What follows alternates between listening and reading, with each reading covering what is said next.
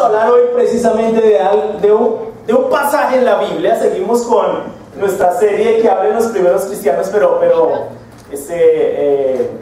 Fabián le cambió el nombre a la serie. Se llama Las huellas de la iglesia. Pero está muy bueno, está excelente.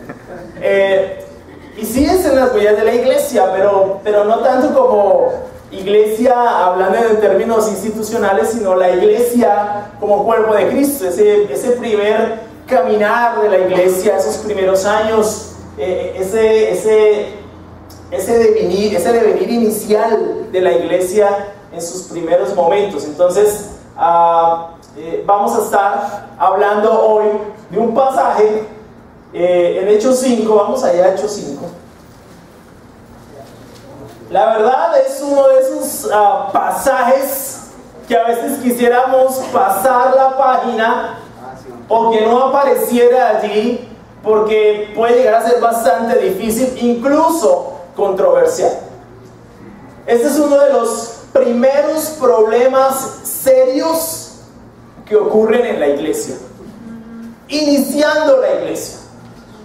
Es interesante notar que Lucas, el autor de Hechos, realmente está interesado en narrar los hechos de la iglesia tal y como son. Amén. Sin maquillaje, sin ediciones. Es una muestra de que él es un historiador profesional, ¿sí? Pero ante todo un hombre profundamente recto y veraz. O sea, Lucas no está interesado en mostrar lo más bonito de la iglesia. Él está narrando la historia tal cual como sucede, y no saca en limpio a nadie. Y van a haber más problemas, ¿no? Este tipo de narraciones, por lo menos a juicio propio, dan certeza a futuras generaciones y a nosotros de la confiabilidad de los textos que tenemos a disposición. O sea, eso hace mucho más seguro el contenido de nuestra fe, porque es la realidad de las cosas que se vivieron en la iglesia en esos primeros inicios, ¿sí? O sea, no nos están maquillando nada. No es un libro bonito como muchos piensan, no es un cuento de hadas, ¿no? No es el cuento de Caperucita y los 7 enanitos o cosas así por el estilo, que... ¿Sí?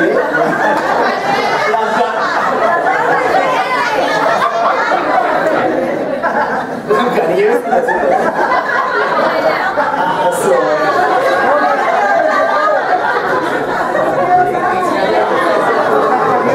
Editan eso, por favor. Editan eso, que eso sí no es historia. Ay, paso del anonimato antes que Blancanieves y los 7 enanitos. Llamé su atención. Ok, entonces, la verdad para mí eso es algo que reivindica, si es necesario hacerlo, la Biblia. Porque la Biblia no nos está tapando nada en lo absoluto. Así es. Por ejemplo, cuando tú vas al Antiguo Testamento y ves el pecado de David, el rey de Israel, de la forma en que cae tan absurda, tan tremenda, tan trágica, pero Dios no ocultó nada de la vida de David. Salió tal cual. Ahora, si nosotros creemos que la Biblia es inspirada por Dios, ¿cierto? Evidentemente Dios no le va a tapar nada a nadie, en lo absoluto. Su interés no es ese. Su interés no es maquillar nada. Y Lucas aquí actúa con muchísima rectitud al narrar el texto. Es un historiador profesional, además de ser un médico. Entonces es un hombre que realmente está buscando hacer un trabajo bastante serio al escribir hechos. Eso nos debe dar a nosotros seguridad de la veracidad de los textos, ¿sí? Si esto fuera un mito, no tendría este tipo de realidades, ¿sí? No aparecerían allí, o aparecerían de una forma muy editada, ¿no? Maquillada, muy bonita. Incluso tú ves que los errores en los cuentos, en las fábulas, siempre son hasta buenos. Chévere equivocarse así. Pero aquí no. Aquí la Biblia nos presenta los hechos tal cual como sucede. Ahora, la historia que vamos a leer de Ananías y Zafira, pese a ser una historia desafortunada y terrible, que es de dos discípulos, también aporta a la iglesia y al cristianismo contemporáneo lecciones fundamentales de lo que Dios espera de la iglesia. ¿Listo? Entonces vamos a Hechos 5, vamos a leer el versículo 1, vamos a leer hasta el 11. Un hombre llamado Ananías también vendió una propiedad y en complicidad con su esposa Zafira se quedó con parte del dinero y puso el resto a disposición de los apóstoles. Ananías, le reclamó Pedro, ¿cómo es posible que Satanás haya llenado tu corazón para que le mintieras al Espíritu Santo y te quedaras con parte del dinero que recibiste por el terreno? ¿Acaso no era tuyo antes de venderlo?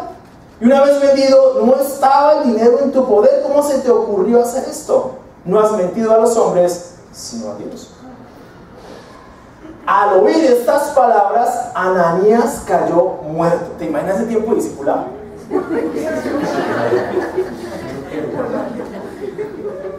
Dice, tiempo discipulado con Pedro. Uy, no. ¿Te imaginas? Wow, caer uno ahí muerto. ¡Pluf!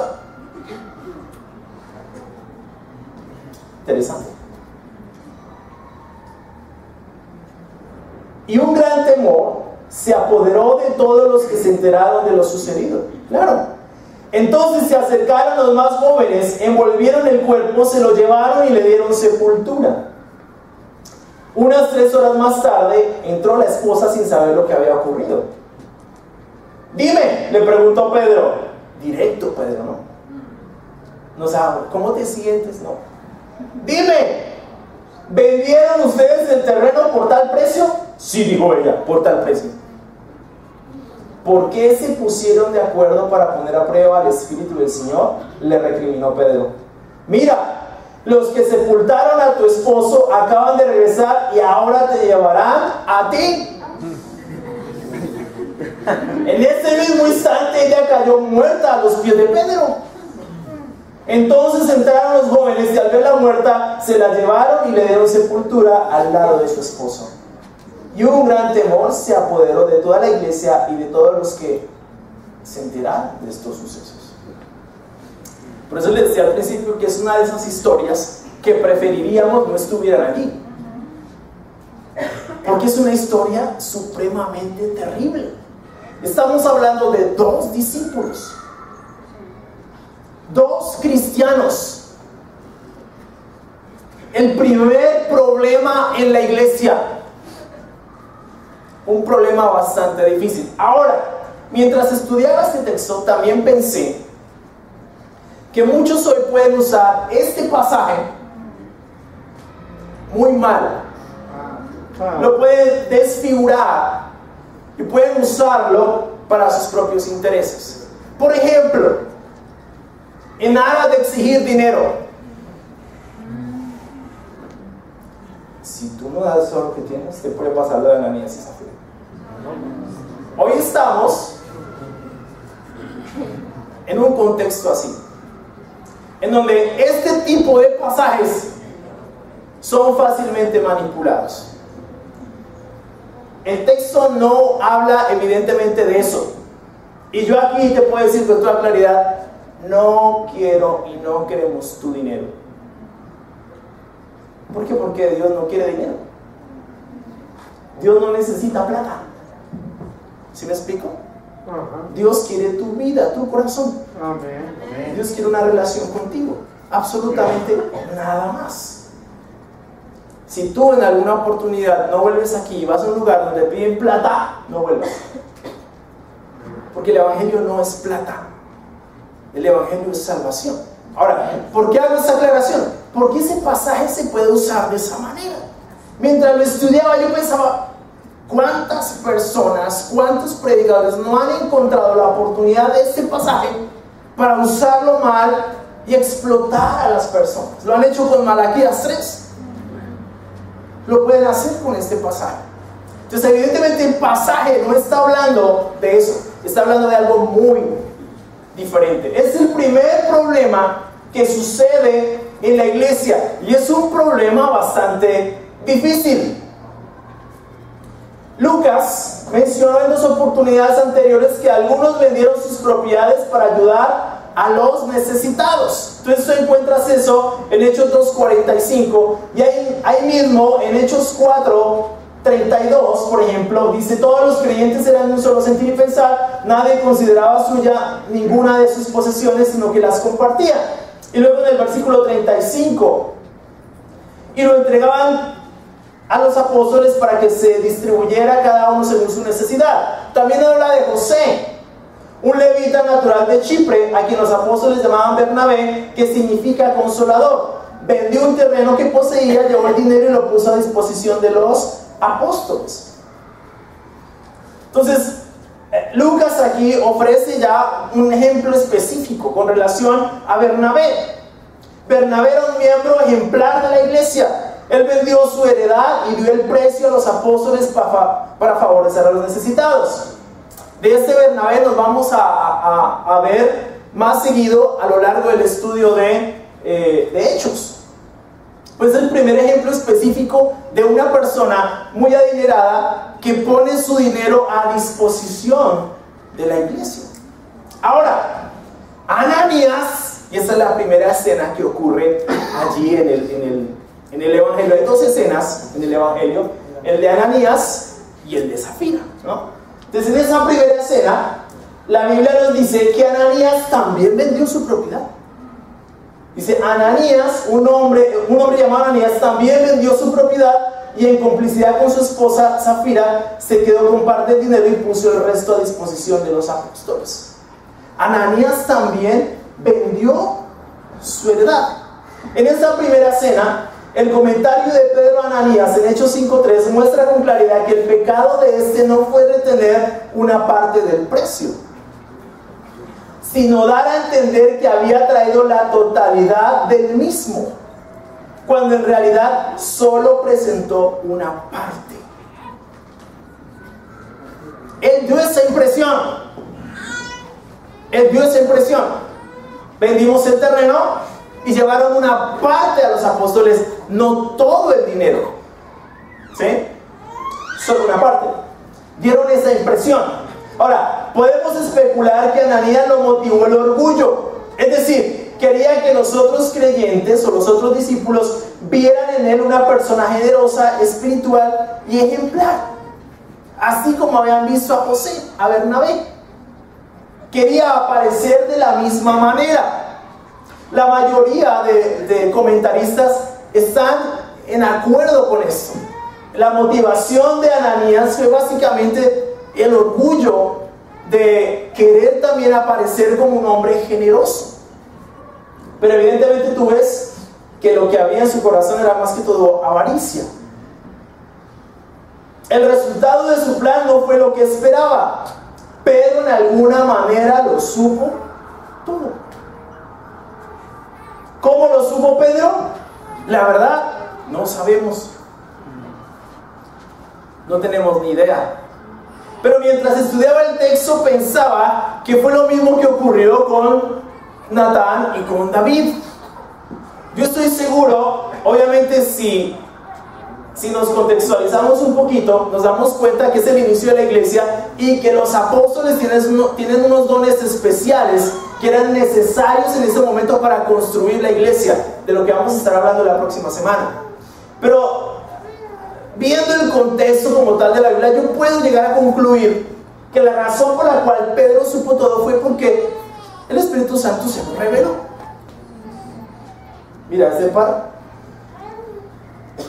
hicieron tal cosa. Están engañando. Y me llama mucho la atención cómo Pedro lo confronta. Pedro va y confronta a Ananías. Ananías, le reclamó Pedro, ¿cómo es posible que Satanás haya llenado tu corazón para que le mintieras al Espíritu Santo y te quedaras con parte del dinero que recibiste por el terreno? ¿Acaso no era tuyo antes de venderlo? Y una vez vendido no estaba el dinero en tu poder. ¿Cómo se te ocurrió hacer esto? No has mentido a los hombres sino a Dios. ¿Sabes qué me llama la atención en esta primera escena? Que Pedro confrontó a Ananías. No se quedó callado. Lo confrontó con la verdad. Lo llamó aparte, le llamó la atención. Oye, ¿qué es lo que te pasa? ¿Cómo es que se te ocurre hacer algo así? Es grave.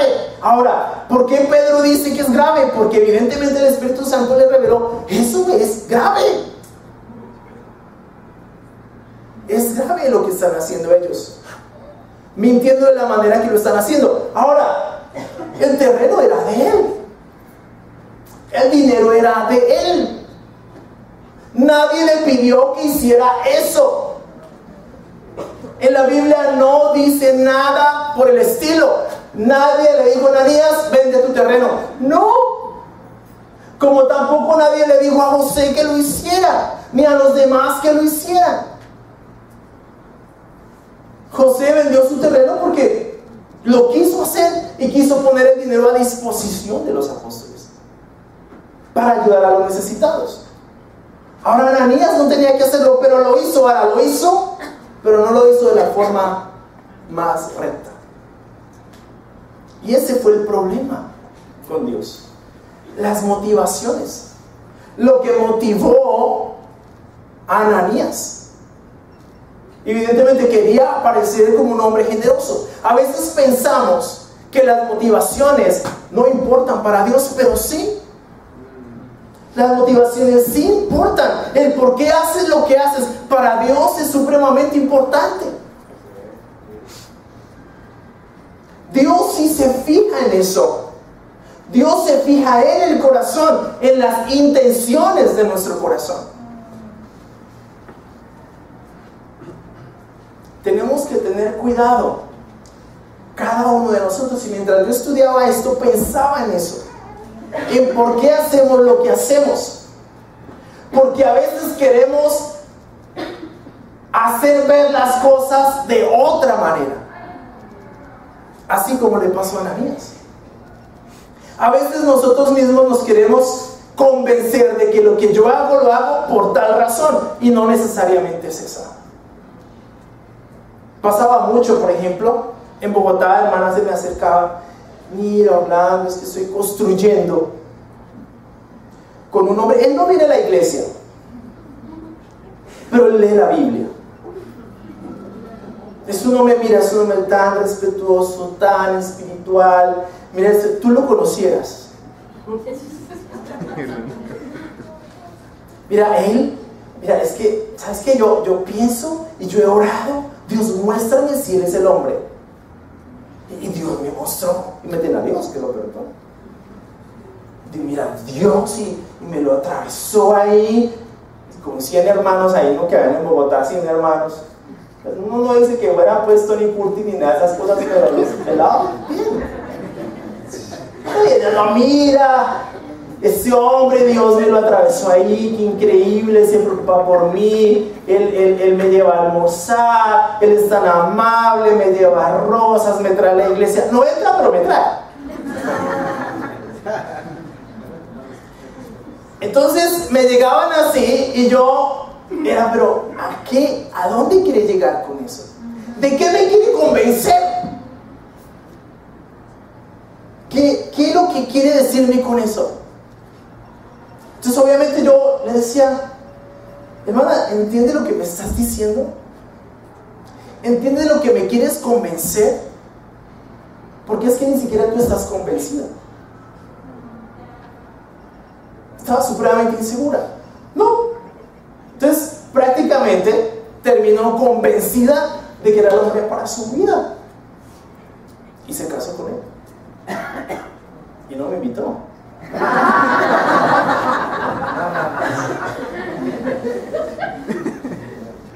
Tiempo después regresó. Se fue a la iglesia después, pero regresó. Y les decía a los hermanos, ¿saben qué? No se casen con hombres que no son cristianos.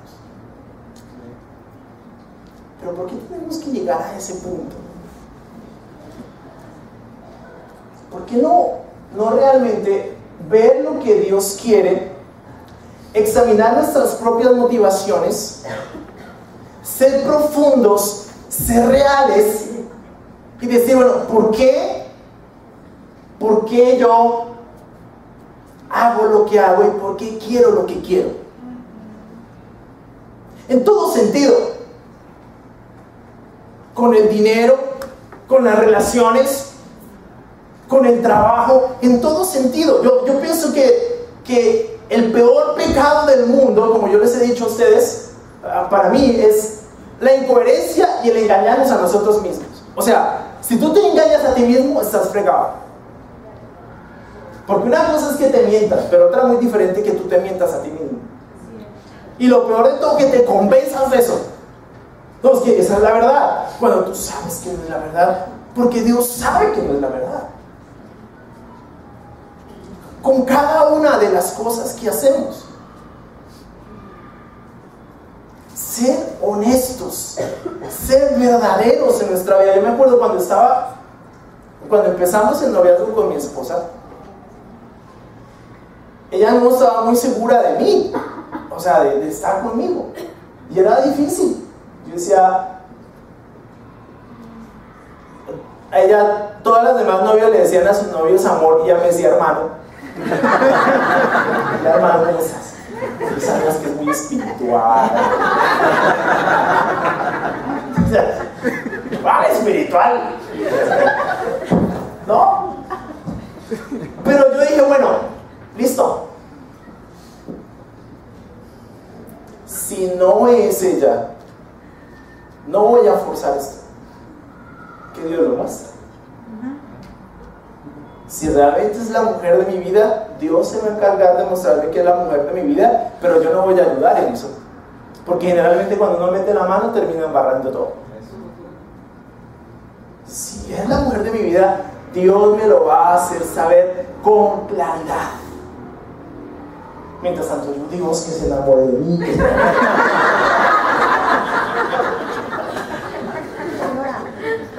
Pero Dios me escuchó. De verdad.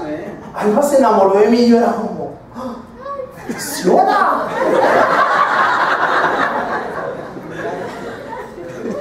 Orar, confiar en Dios funciona. Por eso les digo, confíen en Dios. Él sabe lo que nosotros necesitamos antes de que se lo pidamos. Pero ¿por qué queremos hacer parecer las cosas de cierta manera? Fue lo que le pasó a Ananías. Ananías quiso engañar a Dios. ¿Te imaginas? Quiso engañar. Mira, Dios entregó eso. Aparentó ser un hombre generoso cuando en realidad no lo era. ¿Saben? Nosotros no tenemos por qué aparentar en nuestra vida como cristianos. Y de eso sí que sufrimos el día de hoy, ¿no? De aparentar. Como dicen por ahí en la teología de Facebook. No juzgues al que celebra Halloween si los domingos te disfrazas de cristiano. Yo,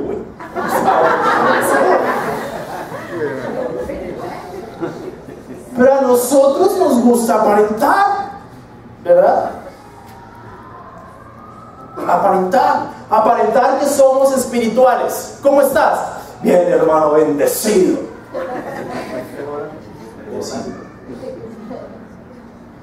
Estoy atropellado por la felicidad.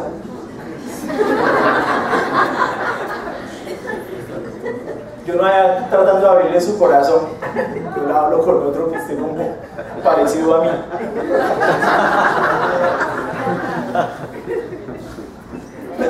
¿Sabes por qué? Porque estamos mostrando una cara que no tenemos. Confundimos espiritualidad con hipocresía. Y eso no es verdad. Si estás mal, estás mal. qué bueno que nos reunimos cuando tenemos ese espacio de confraternidad. Yo sé que ustedes quisieran tener 20 minutos, porque yo sé que en ese espacio uno abre su corazón con alguien. Hoy estoy así, me siento así, estoy cargado por esto, estoy cargado por lo otro. Qué bueno poder tener esos espacios para ser quienes realmente nosotros somos. Pero ¿por qué aparentar? Si Dios conoce profundamente nuestros corazones. Dios sabe lo que hay dentro de nosotros. Es más, cuando vamos a ir a orar, yo a veces en algunas ocasiones estaba en oración, en tiempos de oración, y oran por los alimentos. Entonces empiezan: Dios, gracias por el granjero que hace 100 años contigo. Y dice: uy, hace 100 años, no. O sea, hasta que lleguemos al granjero de ahorita, eso va largo. Pero, ¿por qué exagero eso? Va a ser un énfasis: seamos reales. Aún en la oración, Dios no quiere escuchar lo que tú crees que Él quiere escuchar. Él quiere escuchar la verdad de quién eres tú. Eso es lo que Él quiere escuchar. Pero entonces, ¿para qué oro si Él ya sabe quién soy? Porque a veces ni siquiera tú sabes quién eres. Él lo sabe, pero a veces nosotros no, por eso aparentamos. O aparentamos porque no queremos que nadie sepa quiénes somos. Hay una cosa muy particular, ¿no? Sobre todo en estas filosofías de superación personal.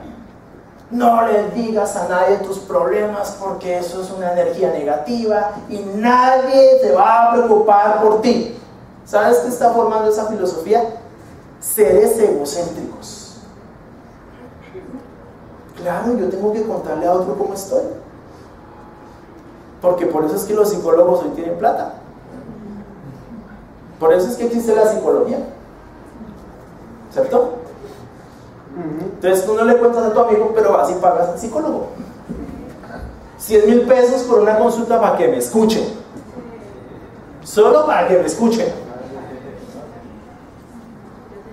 ¿Sí? Mientras que tienes a tu esposa, tienes a tu amigo que te puede escuchar, que puede hablar contigo, que te puede animar. Pero esa filosofía de la superación personal ha engañado a mucha gente con esa idea de que nosotros no debemos hablar con nadie acerca de cómo estamos y quiénes somos. ¡Mentira! Entre más permanezcamos en la luz, más comunión va a haber entre nosotros. Me encanta la actitud de Pedro. Lo confrontó: Ananías, ¿qué te pasa? ¿Por qué actúas de esa manera? Eso es un discipulado profundo. ¿Qué tenemos que hacer nosotros como cristianos en la iglesia, en la vida de la iglesia? Confrontar. Confrontar con amor. Confrontar con rectitud. Confrontar con amabilidad. Si cae muerto ya no es tu culpa.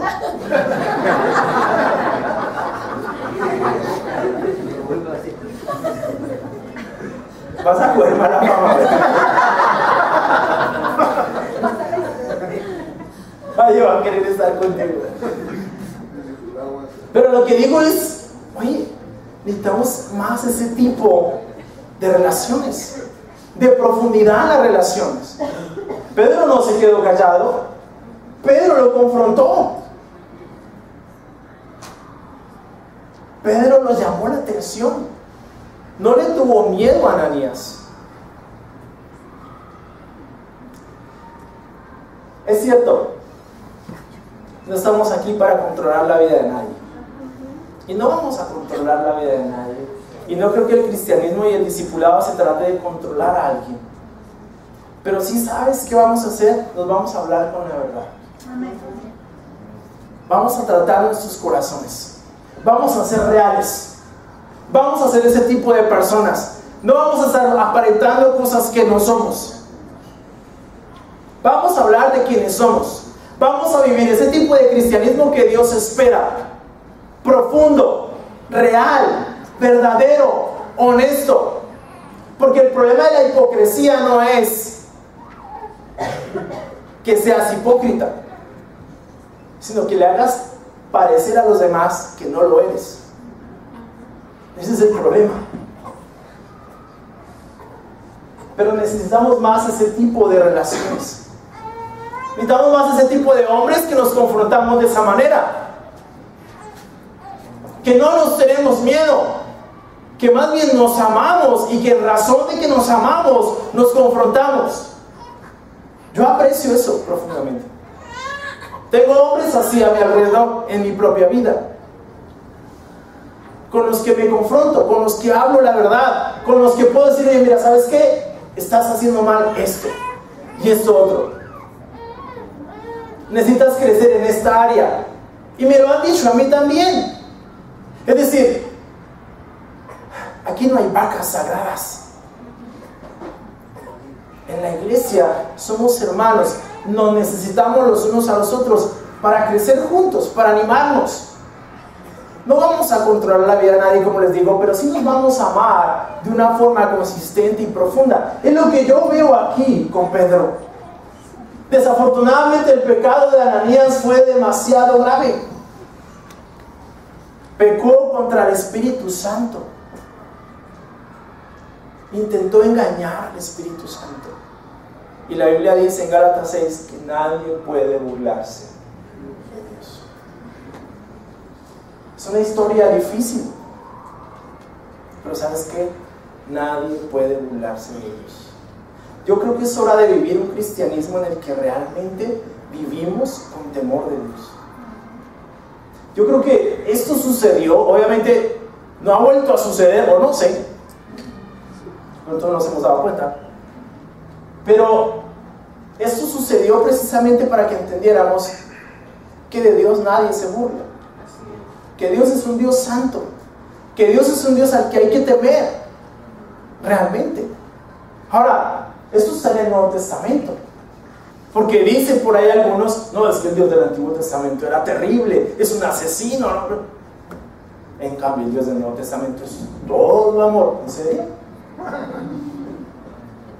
Él no ha leído Hechos 5, ni Hebreos 10, ni Gálatas 6. Hebreos 10 dice que terrible cosa es caer en manos del Dios viviente. Es más, en el Antiguo Testamento no se habla del infierno, del nuevo, ¿sí? ¿Sí se dan cuenta? Entonces tenemos muy desdibujada la imagen de quién es Dios. Dios es un Dios santo, es un Dios al que hay que temer. Sí, no sintamos vergüenza de eso. Es un Dios al que tenemos que temer, al que tenemos que reverenciar, al que tenemos que amar, porque es lo que Dios espera de nosotros. Dios aborrece la mentira. ¿A ti no te duele que tus hijos te mientan? ¿Que es padre? ¿Cómo te sientes cuando descubres que tu hijo te mintió? Oye, decepcionado, desilusionado. ¿Cómo así? ¿Por qué me mientes? Trabajo duro, te doy todo, me esfuerzo, lucho. No soy el mejor papá, no soy la mejor mamá, pero estoy dando mi corazón y resulta que me mientes. Eso es muy terrible.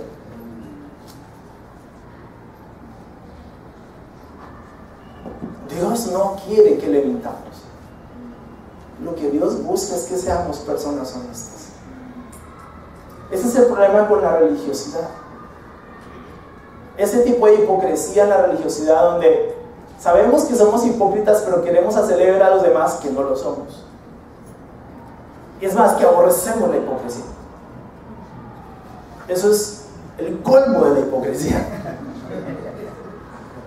Claro, ¿por qué mejor no ser honestos? ¿Por qué mejor no decir la verdad? Mira, esto soy yo. Hay un amigo del grupo discipulado. Él es así, mira. Esa semana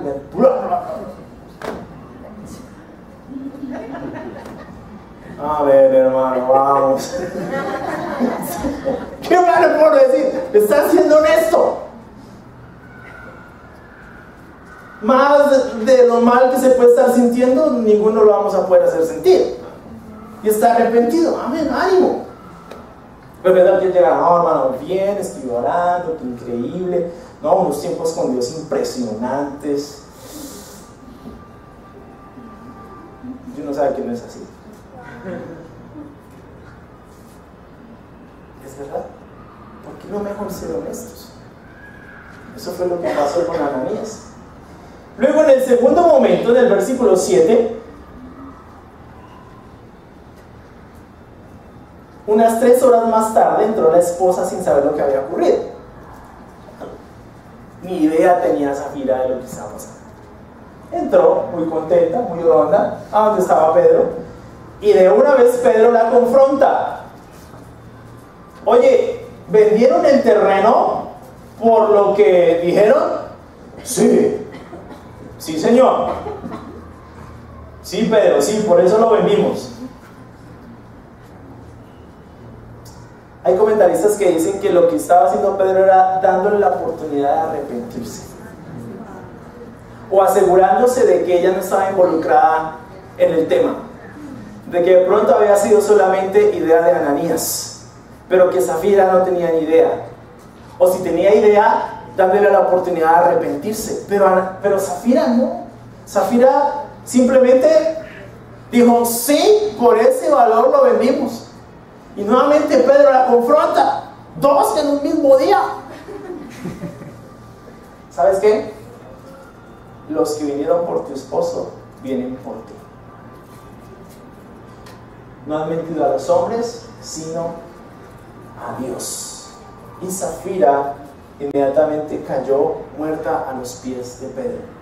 El episodio de Safira nos hace pensar que estamos leyendo algo sobrenatural y no una muerte causada por el susto de ser descubierta en una mentira. Obviamente a los apóstoles le tenían mucho respeto en esa época por las señales que veían que hacían. Entonces muchos comentaristas dicen que lo que tuvo a Safira fue un susto impresionante al verse descubierta por Pedro. Pero lo cierto es que lo que vemos ahí en el contexto es que fue algo sobrenatural. Pedro profetizó al respecto, no hizo que muriera, sino le dijo por medio de una revelación de parte de Dios que ella iba a morir en el acto, porque había mentido igual que su esposo al Espíritu Santo.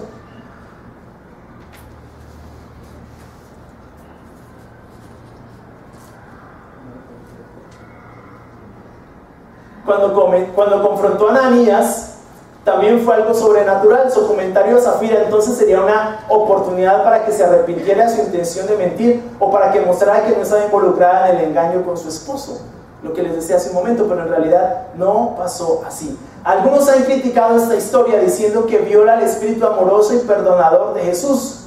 Sin embargo, él hablaba proféticamente del juicio de Dios a menudo y animaba a la gente a arrepentirse para que no pereciera. Lucas 13, del 1 al 5, dice: ustedes no se arrepienten, van a morir también. Este relato sirve para reforzar el énfasis de Lucas en la comunidad íntima de los creyentes. El Espíritu Santo no podía tolerar nada que amenazara con dañar la fuerte solidaridad de sus creyentes. No había campo para el orgullo ni para el interés propio. El Espíritu Santo estaba construyendo la iglesia y él iba a permitir que ese tipo de eventos y este tipo de cosas simplemente interfirieran en la construcción que él estaba haciendo de la iglesia. ¿Por qué el Espíritu Santo no mata entonces a la gente mentirosa hoy en día en nuestras iglesias? Esa es una buena pregunta. ¿Cómo? No sé. Pero la verdad, la respuesta no es clara, ¿no? No sabemos por qué. Sin embargo, eso no significa que el hecho de que no suceda implica que no va a suceder en algún momento. La verdad, esta historia simplemente debe infundir en nosotros un temor reverente en nuestras almas, de la misma forma que lo hizo con los primeros cristianos. Debemos procurar un nivel de santidad y de verdad mucho más alto de lo que actualmente observamos en el cristianismo. Si hay algo que yo he podido aprender de esa historia, es esa necesidad que tenemos nosotros como cristianos, y si tú quieres ser parte de esta comunidad, de ser discípulos absolutamente santos, de ser hombres y mujeres que tememos profundamente a Dios, que vivimos por un código ético diferente, porque es un tema ético esencialmente, que vivimos un tipo de moral diferente a la moral del mundo, o diferente a la moral religiosa. Ser santo no es lo mismo que ser santurrón. Ser santo implica que comprendo que fui apartado y que debo mantenerme apartado, que necesito ser real con mi propio corazón, con mi propia vida. Ejemplos como estos están allí para que aprendamos y para que vivamos de la manera que Dios espera que nosotros vivamos. El manejo de este primer problema en la iglesia, la verdad, es muy interesante. Uno, como ya les había dicho anteriormente, Pedro no temió enfrentar a Ananías. El hecho de que éste tuviera una propiedad que vendió implica que era pudiente, es decir, tenía mucho dinero. Sin embargo, Pedro se atrevió a tratarlo según sus hechos, no según su cuenta bancaria. No hay rasgos de acepción de personas o consideración especial para los ricos o poderosos de la iglesia. Las mismas reglas de santidad y verdad se aplican para todos. Lo que les decía hace un momento, aquí todos somos iguales. Aquí nadie es más que nadie. Y aquí tenemos personas de todos los niveles sociales, pero eso no implica que somos diferentes. Dios nos ve de la misma manera. Lo segundo, el problema no surgió por una exigencia de la iglesia. Parece que toda donación era estrictamente voluntaria. La motivación de Pedro no era por avaricia, porque alguien puede pensar, claro, el Pedro, vea, Trun, los acabó ahí porque no dieron toda la plata. No, pues el dinero no era para esto, para ayudar a los pobres. La preocupación de Pedro es que la santidad de Dios fue ofendida. Y esto es una muestra objetiva de que para la iglesia primitiva era más importante la santidad del cristiano que la prosperidad del cristiano. Importaba su vida y cómo estaba en su relación con Dios, más que cualquier otra cosa. La preocupación de Pedro fue, este hermano acaba de mentirle al Espíritu Santo. Yo creo que eso tiene que ser nuestra preocupación aquí. ¿Cómo estamos delante de Dios? Eso es lo más importante. Cuando estudiamos la Biblia con las personas, cuando te invitamos a estudiar la Biblia a ti, te invitamos porque queremos que estés bien con Dios, porque fue lo que hicieron con nosotros. Alguien se sentó hace muchos años a estudiar la Biblia conmigo porque estaba interesado en que yo estuviera bien con Dios. No era otro el tema. Si me llaman la atención, si te llamamos la atención por algo, y ten la plena seguridad de que siempre te vamos a hablar con la verdad. Si te llama la atención por algo, sé agradecido, porque esa persona lo hace por amor. Llevo 20 años como cristiano y es lo que he vivido en estos últimos 20 años junto con mi esposa. Lo que pasa es que yo tengo una discipuladora que duerme conmigo. Entonces, yo pienso que necesitamos sentirnos agradecidos de este tipo de relaciones. El interés de Dios no es nuestra prosperidad, es nuestra santidad. Amén. El interés de Dios no es nuestra felicidad, es nuestra santidad. Ese es el interés de Dios. Sin la santidad, nadie podrá ver al Señor. Quiero que entiendas y quiero que entendamos que eso es lo más importante. Sin santidad no vamos a ver a Dios. Sin santidad no vamos a heredar la vida eterna. Sin santidad no somos la iglesia. Necesitamos ser santos, porque la voluntad de Dios es que seamos santos. Te llamamos aquí, te invitamos, queremos estudiar la Biblia contigo, porque la voluntad de Dios es que tú seas santo. Amén. Pero también Él quiere eso y espera eso de nosotros como cristianos, y tenemos que tomarlo en serio, revisar profundamente nuestras motivaciones, las intenciones desde nuestro corazón, por qué hacemos lo que hacemos. La Biblia en 2 Corintios 13 nos llama a examinarnos a nosotros mismos para ver si estamos en la fe. examinarnos. ¿Quién soy? ¿Cómo estoy? ¿Qué estoy haciendo con mi vida? Y tomar decisiones al respecto. Porque a la larga eso es lo que Dios espera de nosotros.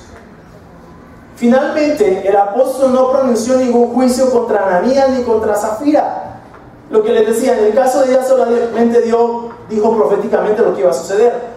Todo juicio está en las manos de Dios, donde siempre debe estar. Dios se encargó de ejecutarlo y de preservar la santidad de la comunidad de la iglesia, que en últimas son los intereses de Dios. Otra cosa que a Dios le interesa son nuestras relaciones. Y Él va a buscar que esas relaciones estén bien. Porque eso es su voluntad. Es algo de lo que, como en otras oportunidades he dicho, casi no se habla. Es decir, no es un tema central en la enseñanza. Las relaciones en la iglesia son vitales, son importantes. El mandamiento más importante después de amar a Dios es amar al prójimo. Pero a veces nosotros simplemente seleccionamos quién es nuestro prójimo. Este es mi prójimo, este es mi prójimo, este es mi prójimo. Chévere, estoy con mis 3 prójimos, con los que me la voy bien. Prójimos cada uno de nosotros. No podemos tener una actitud farisea en ese sentido. Prójimos cada una de las personas en la iglesia, nuestros hermanos. Debemos preocuparnos los unos por los otros. Y no solamente nuestros hermanos, nuestras familias, las personas en la calle, en nuestros trabajos. Él espera ese tipo de cristianismo en nuestras vidas, relaciones. El ejemplo de Ananías y Zafira debe producir en nosotros el mismo sentir que produjo en la iglesia del primer siglo.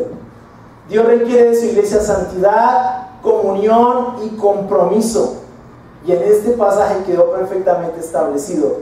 Dios no está dispuesto a hacer concesiones y eso debe producir temor en nosotros. Él no está dispuesto a hacer concesiones con la iglesia. Necesitamos ser la iglesia que Dios espera que nosotros seamos. Una iglesia santa, una iglesia amorosa. Si va a venir un avivamiento, como hablan por ahí, que sea de eso, de santidad, de convicciones profundas, de compromiso, de amor los unos por los otros, de rectitud, no de plata.